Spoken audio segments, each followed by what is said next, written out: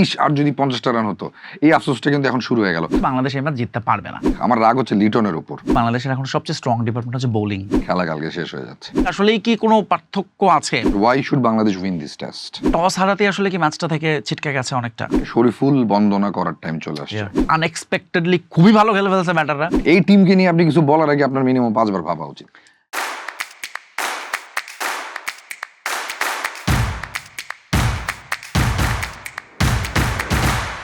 অস্ট্রেলিয়ার 12তম টেস্ট ভেন্যুর প্রথম দিনেই 12 উইকেট ভাগ করে নিয়েছেন দুজন পেসার 2S। মিচেল স্টার্কের আগুনে গোলা আমরা সকালবেলা দেখেছি, ঘুম ভেঙে ভোরবেলাতেই বাংলাদেশের 6টা উইকেট একাই একদম ধ্বংস করে দিয়েছেন। 64 রানে অল আউট বাংলাদেশ। অস্ট্রেলিয়া করেছে 65, তবে আগে একটা 1 আছে। 165 মানে 101 রানের লিড। এখানেও আরেক এস শরীফুল, তিনি নিয়ে নিয়েছেন একাই 6টা উইকেট। 8 উইকেট পড়ে গেছে অস্ট্রেলিয়ার, তবে 101 রানে এগিয়ে। এবং এটা শুনেই আমার সঙ্গে আজকে যিনি যোগ দিয়েছেন, আজকের মির ভার্সেস মিরে আসলে ঠিক মির ভার্সেস এটা মির হবে না, মির ভার্সেস তাইব হতে পারে। তাইব অনন্ত আমেরিকা ফেরত, ফুটবল বিশ্বকাপ কভার করে এসছেন এবং আজকে সে এসেই বলেছে বাংলাদেশ এই ম্যাচ জিততে পারবে না। স্বাগত সবাইকে মির ভার্সেস মিরে। এবং আমরা আজকের এই ম্যাচটা নিয়ে কথা বলবো। বাংলাদেশ অস্ট্রেলিয়ার প্রথম দিনে খেলা হয়ে গেল, তাই অনন্ত কেন মনে হচ্ছে এরপরও বাংলাদেশ জিততে পারবে না? এত চমৎকার বোলিং এর বলো। দুটা ব্যাটারের কাছে আসলে বাংলাদেশ হেরে যাচ্ছে। মানে আমি যদি মিচেল স্টার্ককে একপাশে সরিয়ে রাখি, যেটা হওয়ার তো সেটা হয়েই গেছে, কারণ অনেকগুলো রেকর্ডও হয়েছে সেখানে। মানে 19তম বারের মতো তিনি 5 উইকেট নিয়েছেন, 22 বলে 5 উইকেট নিয়েছেন। তার নিজের একটা রেকর্ড রয়েছে ওয়েস্ট ইন্ডিজের এগেনস্টে 15 বলে 5 উইকেট নেওয়া টেস্ট ইনিংসে, সেটা তিনি একটুর জন্য টাচ করতে পারেননি। বাট তারপরও স্টার্কের ওই জিনিসটাকে সরিয়ে যদি ব্যাটারদের হিসাবে রাখি, স্মিথ গ্রিন দুজনই আগের টেস্টে দেখিয়েছেন ফর্মে আছে এবং গ্রিন ইনফ্যাক্ট ফর্মে ফিরছেন। সো এই দুইজনের এই যে 50, 42 এই যে রানটা 100 ছুঁই এই 100 ছুঁই রানেই কিন্তু বাংলাদেশ, এবং দেখবেন যে অস্ট্রেলিয়া তো 101 রানেই এগিয়ে রয়েছে। তো আমার মনে হয় এই দুটো ব্যাটার সাথে নাথান লায়ন লাস্টের দিকে এসে স্মিথের সাথে জুটি করেছেন। এখানেও যদি বাংলাদেশ ওই লাস্টের 20 মিনিট যখন হাতে পেয়েছে দুটো উইকেট যদি তুলে নিতে পারতো, তাহলে সিনারিওটা কালকের দিনের শুরুটা ডিফারেন্ট হতো, কারণ মোমেন্টাম চলে আসতো। রাইট। একটু দর্শকদের বলি, মির ভার্সেস মিরে সাধারণত ফয়সাল তিতুমিরের সঙ্গে মির রাহান মাসুদ থাকে এবং মির রাহান মাসুদ বরাবরই সে হচ্ছে এরকম মানে বাংলাদেশকে খাটো করে কথা বলে। আজকে মির রাহান মাসুদ নাই, তাই বেশি কিছু বলবো না। কিন্তু মজার ব্যাপার তাই আনন্দ আছে, তারও মনে হচ্ছে যে বাংলাদেশ এই ম্যাচে হেরে যাবে।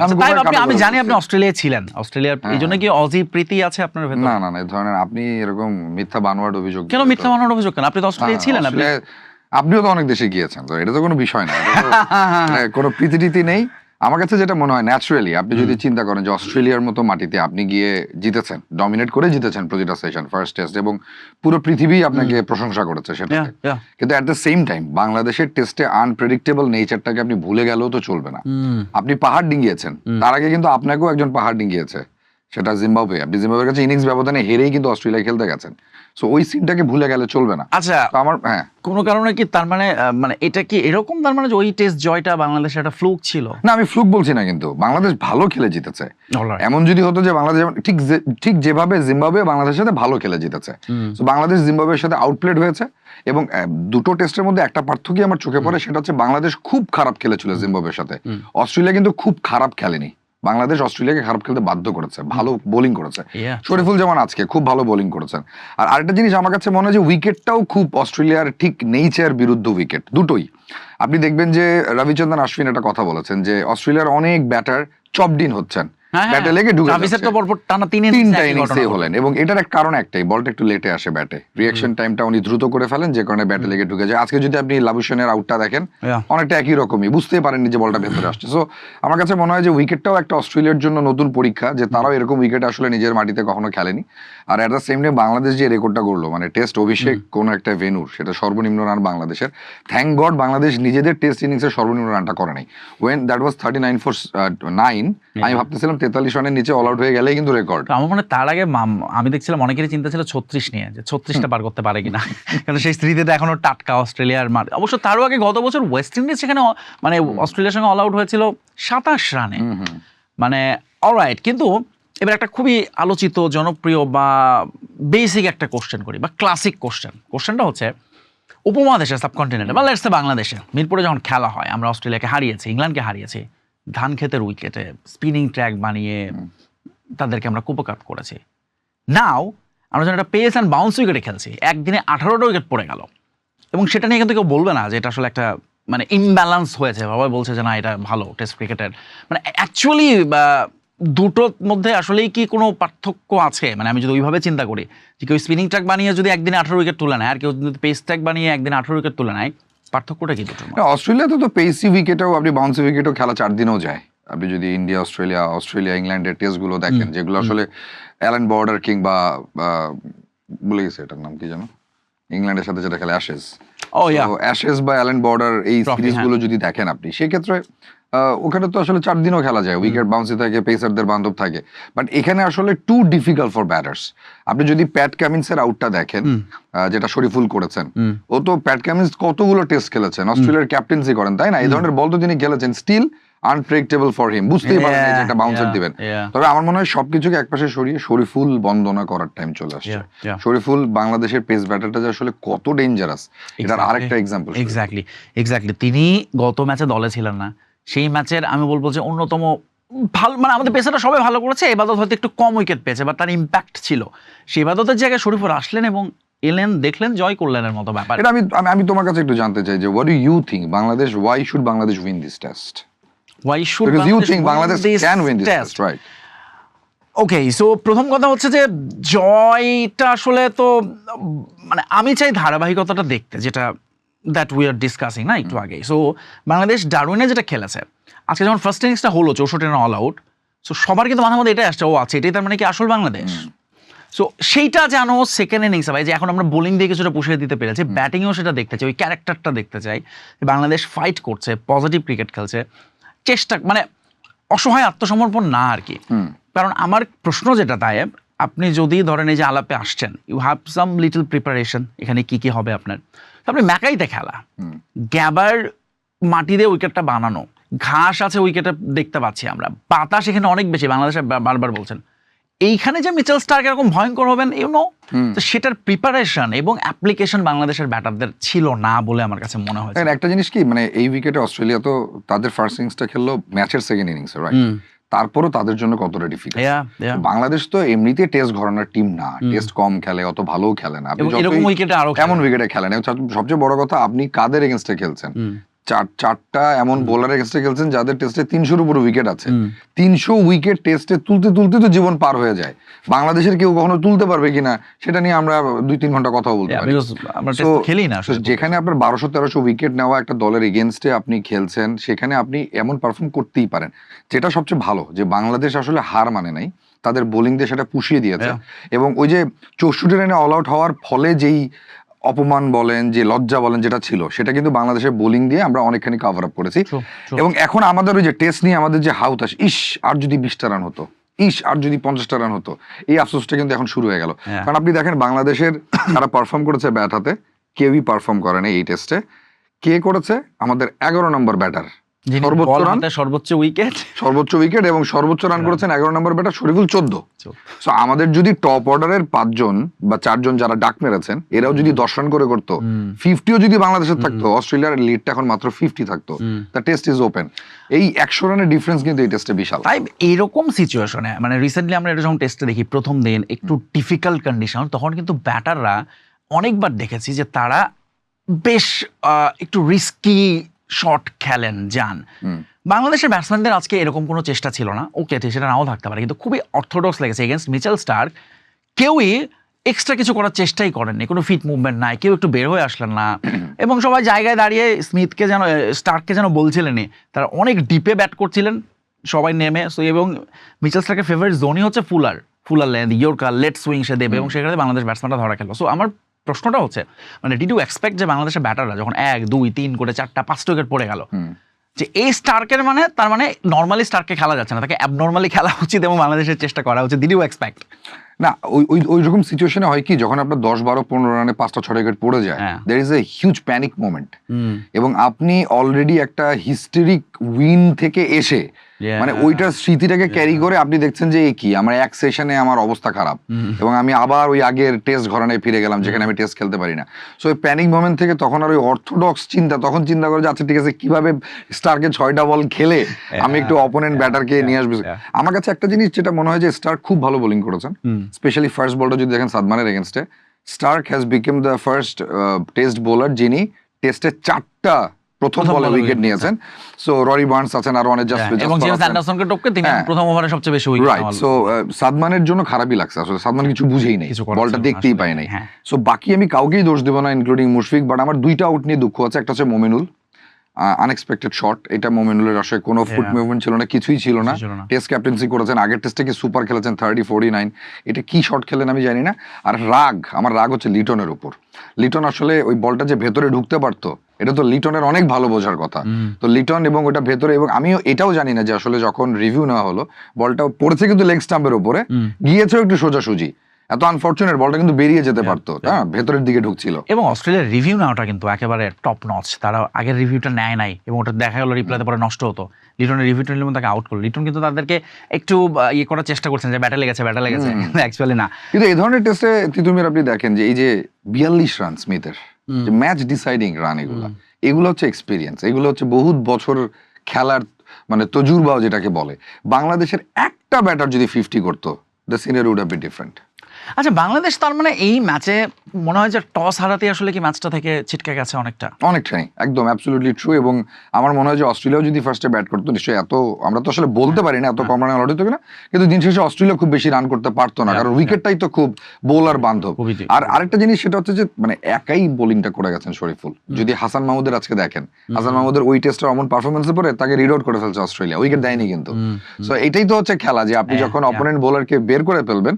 এখন বাংলাদেশের স্ট্র্যাটেজি কি হবে, what do you think? এখন ধরেন অস্ট্রেলিয়ার হাতে উইকেট আছে 2টা, লিড হচ্ছে 101 রানের। সো অবভিয়াসলি বাংলাদেশ সকালে মর্নিং খুব দ্রুত তাদেরকে অল আউট করে দিতে চাইবে। এখন নাথান লায়নকেও তো আউট করা যায়, সে 28 বল খেলে ফেলছে, 10 রান করছে, এবং শেষ দিকে মনে হচ্ছিল তারা দুজনেই খুব কমফোর্টেবলি ব্যাট করছে, উইকেটও খুব ইজিলি আসতেছিল ইয়া। সো সেই জায়গাটায় আমার মনে হয় যে শরীফুলই একমাত্র একটু থ্রেট দিচ্ছেন, এবং তিনি হয়তো বা সকালে আবার এই যে উইকেটে একটু রেস্ট পাবে, মেবি আর্লি মর্নিং বাংলাদেশ যত দ্রুত সময় অল আউট করে দিতে চাইবে। But then the challenge come batting, এবং ব্যাটসম্যানদের নিয়ে তো আসলে আমার ওই টেস্টেও ভয় ছিল, বাট আনএক্সপেক্টেডলি খুবই ভালো খেলে ফেলছে ব্যাটাররা। এই টেস্টেও সে একই রকম ধারাবাহিকতা দেখাতে পারবে কিনা সেটা নিয়ে একটু সংশয় তো আছে। আচ্ছা, অস্ট্রেলিয়ার লিড যদি সাপোজ হাইপোথেটিক্যালি 120, বাংলাদেশ কি তাদেরকে আবার ব্যাট করাতে পারবে? পারবে। সেটা এখন 64 হলেও পারবে। আপনি বাংলাদেশের উইকেটগুলো নিয়ে কথা বলছিলেন, আপনি বলেছেন দুজনের উইকেট নিয়ে আপনি বেশি হতাশ, একটা হচ্ছে মুমিনুল এবং আরেকটা হচ্ছে লিটন। মুমিনুলের আউটটা দেখে আমার কাছে মনে হলো তিনি যেন তানজিদ তামিমের ওইটাকে একটু কপি পেস্ট করে দেখাইতে চাইলেন যে তামিম দেখো এই শটটা এইভাবে খেলতে হয়, এবং একইভাবে তিনি আউট হলেন। সো তানজিদ তামিমের আউটটাও তো হতাশার, স্পেশালি তিনি আগের টেস্টে সেঞ্চুরি করলেন, তারপরের 2টা ইনিংসেই তিনি মানে আমি বলবো যে বেশ ফ্লপ আর কি, তাই না? সো এইটাও তো আসলে মনে হয় তানজিদ তামিমের ব্যাপারটা ধরে আমরা পুরো বাংলাদেশের চিত্রটাই বোধহয় বুঝতে পারি অধারাবাহিক। আপনি তানজিদ তামিমের স্ট্যাট যদি ঘাটেন দেখবেন যে এরকম বড় ইনিংস খেলার পরেই তার একটা দুটো ফ্লপ ইনিংস ইমিডিয়েট থাকে। এবং আপনি যেটা বলছেন অধারাবাহিকতা, বাংলাদেশের ক্রিকেট ইতিহাসে এটা আছে যে আমি একটা বড় ইনিংস খেলে এরপরে আমি কয়েকদিন আসলে খেলবো না। সো এটাও একটা মেন্টালিটির ব্যাপার।